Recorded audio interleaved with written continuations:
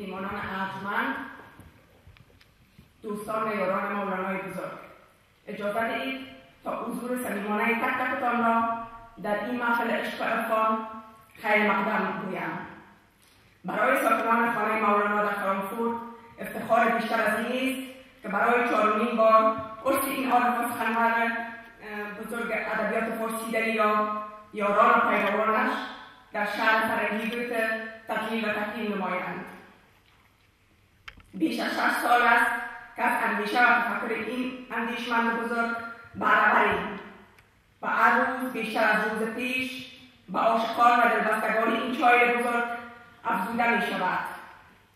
و علاقه‌مندان از دور و نزدیک راه این خانه را می گیرند و به نغمات آسمانی و تفکرات انسان دوستانه وی دل می سپارند. خوانش مثنوی، تحلیل و تعدیل آن، پژوهش در آثار و احوال مولانا، پرسش و پاسخ در مورد کلام آسمانی وی از شمار موضوعاتی است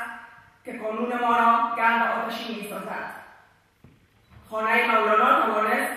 به طفیل این مرد بزرگ در این مدت 6 سال چند نوبت نوروز باستانی را تقلیل نماید، سالگرد گشایش خانه را پیوسته برپا بدارد و شب یلدا یاد داشته باشد.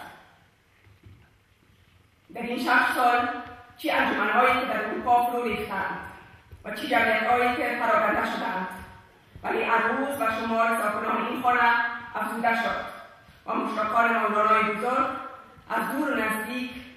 در باد و باران به خانه او که خانه عشق و دوستی است رو آوردند.